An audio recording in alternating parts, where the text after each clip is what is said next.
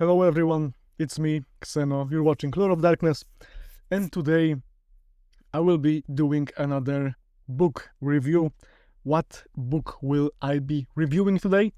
Well, it is the upcoming supplement book for Vampire The Masquerade 5th edition, Tattered Facade. So, a book about horror and terrible, horrible, and scary, very scary things, even scary for vampires.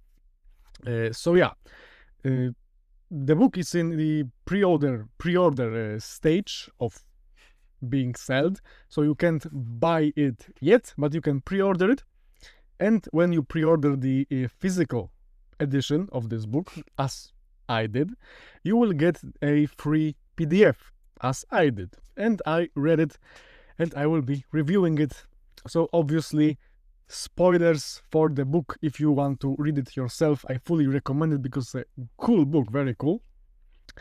So yeah, I will be reviewing what is in this book and what this book gives us as players and storytellers. So again, spoilers for Tattered Facade. I will most likely include this spoiler warning in the title of this video, but you know, so you don't blame me then that Xeno, you didn't tell us that you were spoiling things. I'm telling you again, spoilers. So yeah. So Tattered Facade. It is a book, as I said, for Vampire the Masquerade 5th edition that is all about horror. Well, Vampire the Masquerade is in itself a game about personal horror. You are the monster in this game. You play as monsters, vampires, blood drinkers, creatures of the night. So what other terrible things can be added here? Well, a lot, very a lot. So yeah, there are things that even vampires are scared of. And this book deals with exactly that. It deals with how vampires can experience horror, how storytellers like myself can crank the horror aspect of your games up to 11. Some scenes, some ideas, tips, plot hooks on how to include even more horror, that your monsters that you play, your vampires, will feel again like prey and not predators in this world of darkness. I mean, if you just include a werewolf, it's already like that, but I'm talking more about a slasher type thing. This is just one type of horror. This book deals with a lot of types of horror that you can include. So obviously it expands on the whole personal horror aspect of the game, so the foundation of what Vampire the Masquerade is, a game about personal horror. But it also delves into stuff like cosmic horror, the Lovecraftian horror, so you know, elder gods, monsters and stuff. And this deals with madness, so something cool for real Malkavian characters, some demonic-like beings, so something for your Tremere or Hecata or La Sombra vampires. It gives you a lot of ideas, like I said, and plot hooks on how to include horror and raise its intensity in your games. And it also gives specific little bits of information or like, you know, tips how to exploit your vampires' vampiricness to make you feel that you are the monster, you are becoming the monster, you're losing yourself. So it's a whole chapter on that for all clans specifically, even for clans like, you know, Salubri or Twinbloods. You are still a monster. So how this blood is changing you from human you were to the monster you inevitably will be sooner or later. So this is this type of horror. We have some folk horror, so cryptids, some old legends, stuff like that. Urban horror, so like urban legends, like, you know, Slenderman type stuff. So to sum this part of my rant up, it gives you a lot of things to do with, you know, horror, expanding this horror, make your players feel like they are in horror movie or game, and not that we are powerful vampires. You can also be prey, you can also be scared. This is a game about your personal horror, and you will be afraid of either something in the dark or yourselves. So that's that.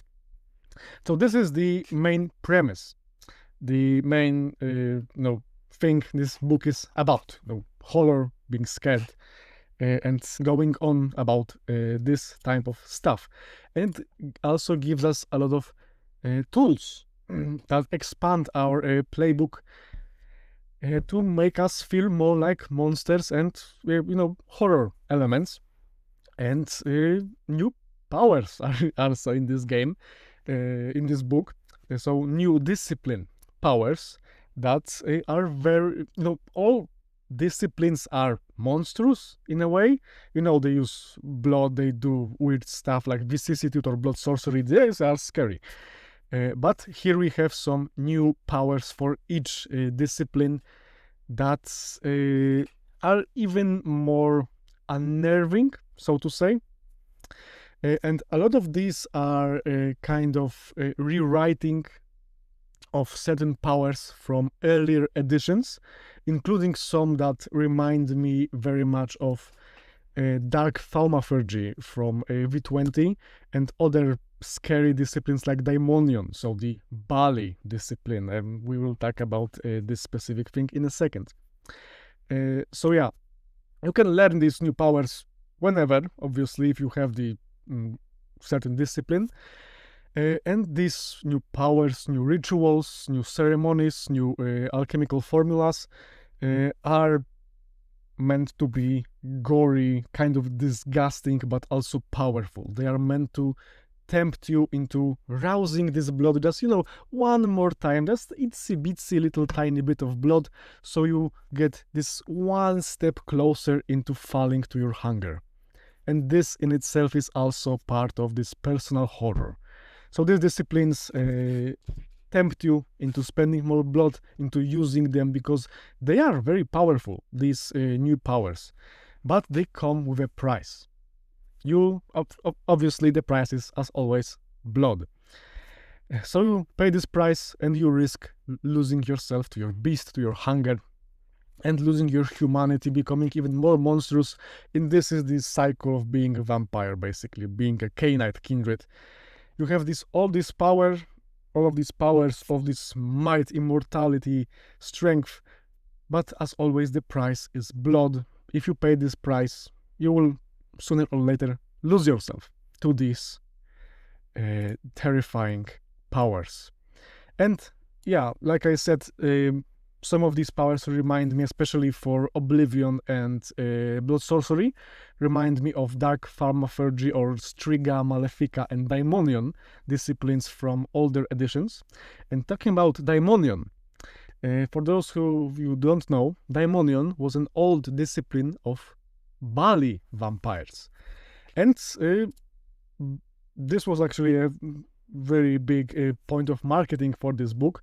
The Bali are back. In a way, yeah. So I was very hyped when I heard about this in the book description of the Renegade website. Obviously, link in the description if you want to pre-order the book for yourself. And yeah, Bali are in V5. They used to be in older editions. There used to be a separate bloodline of kindred. Either Tsimisi, Cappadocian, or Salubri bloodline. Everyone knows it's a Salubri bloodline, but mystery has to be retained. But they used to be, Salubri bloodline. That's why we need to kill all of Salubri. We can't risk having another Bali war, a third one. But yeah, They were a bloodline. They were infernalists by design, so they were, these evil, almost Lovecraftian vampires. They were basically what would you have if you mix a La Sombra and a Setite and a Tremere into one vampire. They were very seductive. They were mysterious. They had dark magics, dark powers, the whole dark thaumaturgy stuff, learned from demons. They were demon worshippers. They ran cults. They made sacrifices. They have had a lot of rituals that corrupted humans and even vampires. They could make apostates out of other vampires to make them like Bali. So you have a Tremere, it undergoes your ritual, and boom, you have new Bali. So you could embrace a new Bali or make an apostate. So yeah, they were a nightmare fuel, basically. A very cool nightmare fuel. They are one of my, if not my favorite bloodline from older editions, and they are back, but they are not exactly as they used to be. Quick recap of Blood Sigils, a book I haven't reviewed, but I have right here on my shelf, but I'm not going to reach for it because it will all fall apart. So yeah, Blood Sigils is a book all about, blood sorcery, blood magic and stuff like that. And this book introduced us to creatures called Apilu. So this is a old, like a Sumerian, I think, word. And these creatures are basically blood demons, in a way. Creatures living inside of kindred vitae, existing from millennia, created by unintentionally, I think, by Cain or antediluvians, and they exist in every bloodline. So they are basically V5's way of replacing demons from Demon the Fallen, because it's not canon to V5.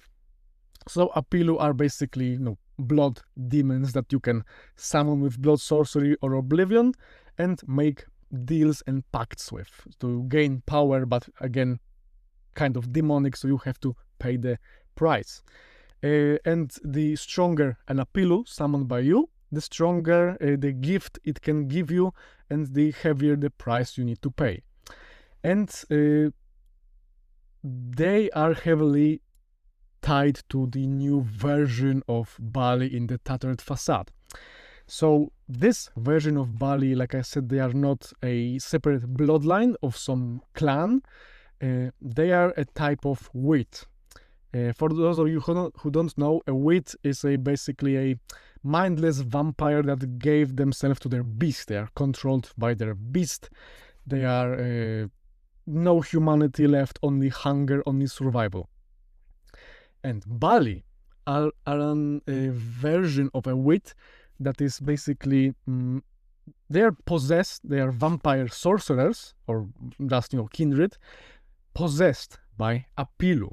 So they are described as a kind of intelligent wit, because the Apilu are intelligent creatures. They are intelligent beings that live in the vitae blood. So a sorcerer who lost enough willpower, summoned too powerful Apilu, they can get possessed. They can lose themselves, lose their humanity, lose their body, lose everything, and the Apilu just takes their body, and you have a Bali.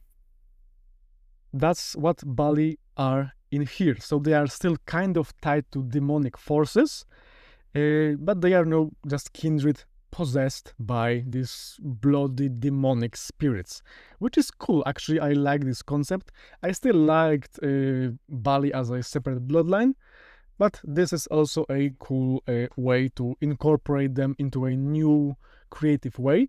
That actually kind of reminds me of the Strix and the 7 or the V from Vampire the Requiem. Very cool stuff. So yeah, a Bali is a kindred sorcerer or otherwise possessed by an Apilu. And what these Bali are doing? Well, they do what they want. They are an intelligent wit, so they are not controlled by their hunger, by their beast. They don't have a beast anymore. Apilu is kind of in control of mostly everything. They still can enter hunger frenzy. They don't really fear fire anymore. They suffer less damage from fire because their blood is ice cold and disgusting. But otherwise, a Bali is still the vampire they were before, in the sense that they still have their clan disciplines, clan cares in a way, but they are not themselves anymore. They are the Apilu that possess them. And these Apilu are all for, gaining influence, gaining power, magical or otherwise, like political power. They infiltrate kindred society to, corrupt more, like the Bali used to in earlier editions. They want to make more of themselves in a way, but they don't rush. They have time. They have all the time in the world. So yeah, that's Bali for you. And that's very cool. Obviously, if you want to learn more about them, you need to read the book. There are a few archetypes of Bali. They don't really have any unique abilities, but like I said, some new discipline powers in this book remind me, or are basically translation to this edition powers of Daimonion or other stuff like that. So yeah, very cool new version of Bali that in a way are, again, different from what they were before in older editions, but for some reason all Apilu, they're intelligent. Like I said, they unite themselves in like coteries, in covens, and do stuff, infiltration, gaining power. But for some reason, they still hate Salubri and Banu Hakim, just like Bali used to in older editions. Now, this isn't explained really, but I think it's because Banu Hakim and Salubri both have history of hunting and destroying demonic entities. They the whole in older editions Assamite, so Banu Hakim's sorcerer's case was basically crafted to fight the Bali by the Al-Sharat, if I remember correctly, the child of Ulshulgi. So this version of Bali can still feel this, because maybe in this continuity of V5 they still have like a inherited hatred for both Salubri and Banu Hakim, and Salubri, Bali, older editions, basically bloodline and stuff. And yeah, they hated each other's guts very much, so this got translated here, and it again makes sense. So these Bali are very cool. They're still deceivers, they still collect occult lore, still grow in power. They tend to be more of a gray eminence, from the shadows controlling stuff, not really being in the spotlight. But if they can gain so much political power, they will shine. Because, the devil wears a suit and tie, as a very cool song says.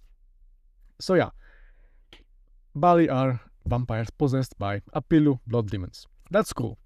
What other terrible and great things have returned in this book? Because I was ranting about Bali for like what, 10 minutes.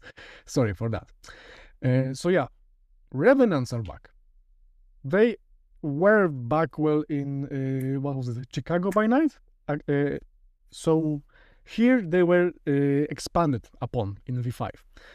So for those of you who again don't know, quick recap: revenants are basically what you will get when you have ghouls of a certain clan, and you breed those ghouls like generation by generation by generation. You ghoul these children, etc.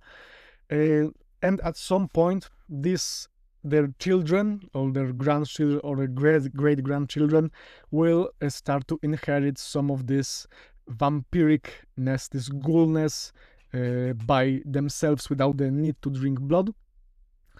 So they are basically hereditary ghouls. That's what revenants are, not to be confused with the revenants, the risen revenants, so basically ghosts possessing bodies and doing stuff, not that kind of revenant. And here they are very tied to the idea of dhampirs.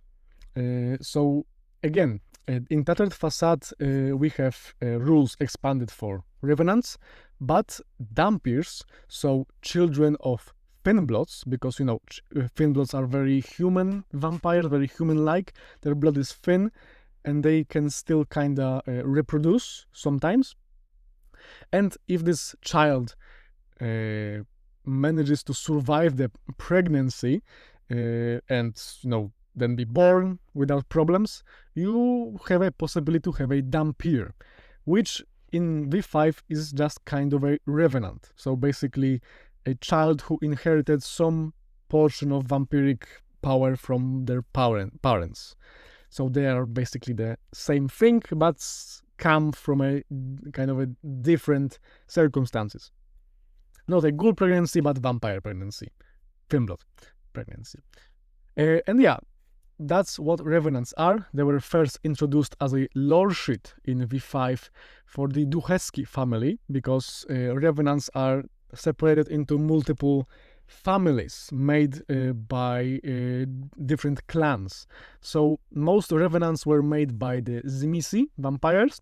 Some were made by Hecata, like the Rosolini, the little siblings that actually are a bloodline of Hecata now, but still kinda have the revenant status. And other cool bloodlines, like I said, Ducheski are a Tremere revenant, like family.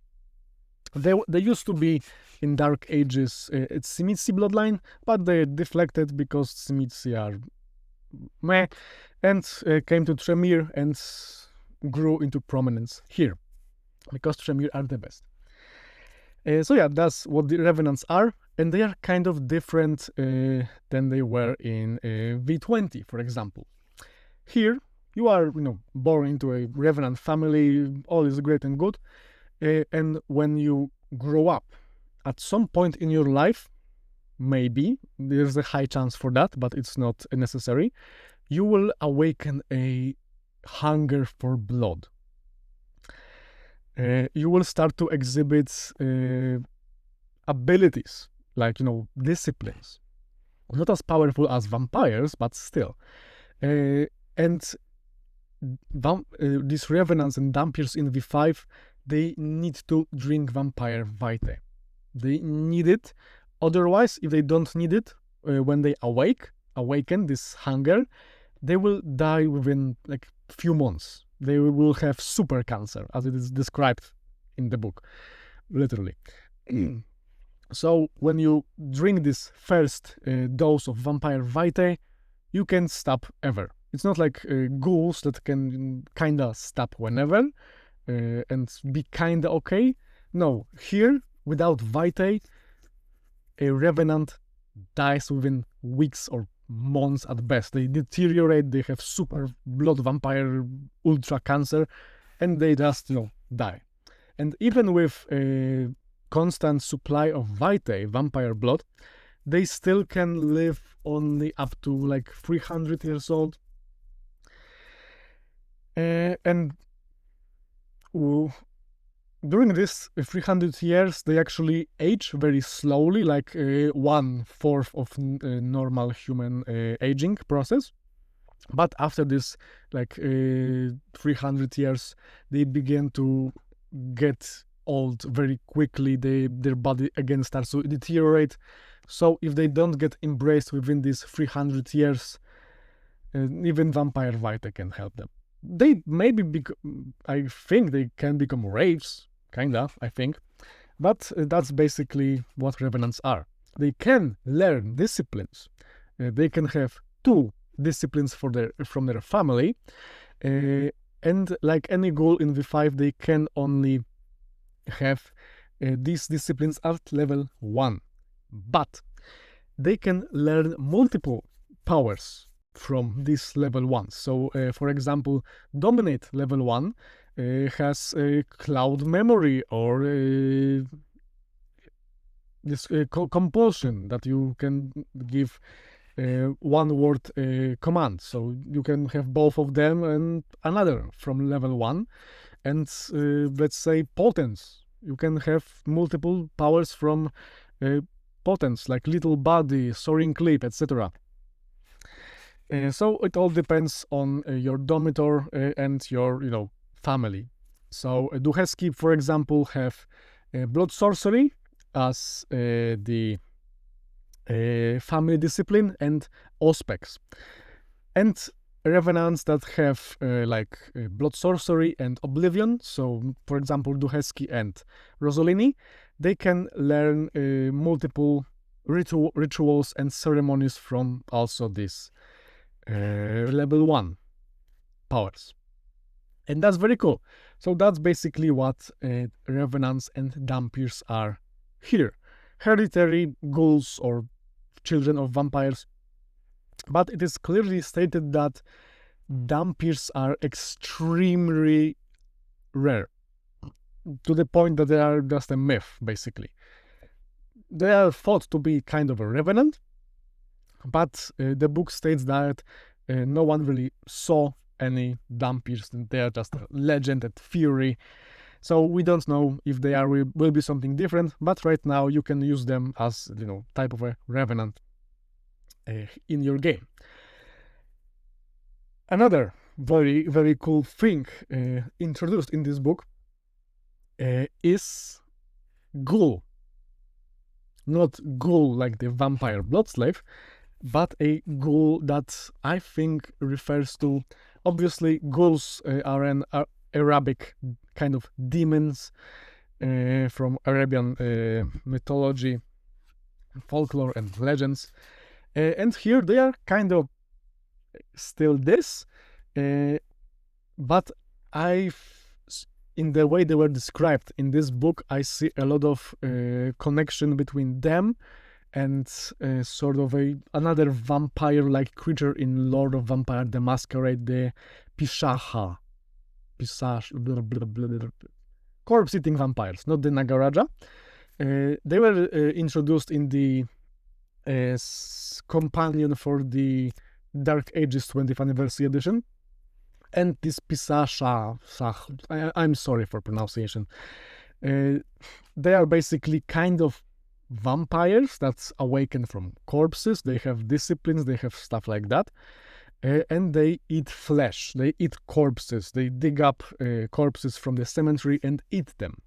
And this ghoul really reminds me of this, actually, because they are still kind of a vampire creature that have some powers, can kind of regenerate. They don't need to sleep, they don't need to do stuff like humans need to, but they still drink corpses. Eat corpses, they eat flesh, they eat bone. They can also be a reference to the bygone creatures. So bygones are basically, in older editions of World of Darkness, a mythological creatures like, dragons, griffins, or, chimeras, Pegasus. This. So yeah, a ghoul is also a bygone creature in older editions, but here we have this version of it that is kind of a Pishacha, again, sorry, and kind of this version of ghoul. So it's cool. It's very cool. And that's only a few things that this book adds. There are a lot of new cryptid creatures. There are a lot of new constructs that you can create using blood sorcery and Oblivion, like flesh golems, for example, which I love, actually. A lot of very cool stuff that you can exploit to bring more horror into your chronicles, into your sessions, into your games, and I love that. And again, another topic, lore sheets, our favorite lore sheets. And here we have actually few very cool lore sheets that are bloodline lore sheets, not for Hecata this time, but well also one for Hecata for, like I said, the Rosalini, but I think it was also in the Forbidden Religions, I think it was, or Let the Streets Run Red. Here we have two new very cool lore sheets. So one for Malkavians, descendants of Ankou. And for those of you, again, who don't know who Ankou is, he's I think, 4th or 5th generation Malkavian that started, in older editions, his own bloodline called Ananke. They are basically the Niktuku. They are the same thing for Malkavians that Niktuku are for the Nosferatu. So they are an even more insane serial killer themed bloodline of Malkavians that use entrails, human organs and stuff to see the future, to use divination stuff. So yeah, this is a very cool lore sheet. So as a Malkavian with this lore sheet, you are a descendant of Ankou, so this Malkavian boogeyman. And another lore sheet, even better in my opinion, descendants of Baron Volgire. Yeah, for Toreadors. Again, for those of you who don't know who Baron Volgire is and what the Volgire bloodline are, they are a bloodline of Toreadors that can use flesh crafting, vicissitude. Yeah, Baron Volgire was a Toreador, maybe not ancient, but an elder nonetheless, who founded his own bloodline because he loved vicissitude so much, he learned it and exploited it, that it became part of his blood and was passed down to his descendants, the Volgire bloodline. So they are basically kind of more insane Toreadors that like to use very aesthetically pointed vicissitude modifications. And this lore sheet actually allows you to learn vicissitude and learn protein as a in-clan discipline, which is very cool. So yeah, these are the two lore sheets that I wanted to mention. There are more, obviously, but you can learn about them by buying the book, which I recommend. And I think that's it. This video is already a half an hour long, and I will have to edit it. So yeah, a lot of horror, Bali are back, Revenants are back, Pishaharbal ghouls are back, new lore sheets. This book has a lot of cool content that you can use to bring more horrors, more drama, more, scares into your bloodline, more into your chronicle. Do I recommend it? Yeah, it's easily one of my top 3 V5 books. So yeah, like I said, top 3 my favorite books for V5, except the core book, obviously. Link to buy the book in the description on the Renegade website. And yeah, let me know, what do you think about this book? What parts of it are your favorites? Do you like the new horror ideas, new disciplines, the Bali, Revenants, or stuff? I enjoyed it. There's a lot of cool art also in this book for Bali. Here, boom. So yeah, thanks for watching. Let me know, what do you think about Tattered Facade for V5? And, well, see ya in another book review or other videos. Bye bye.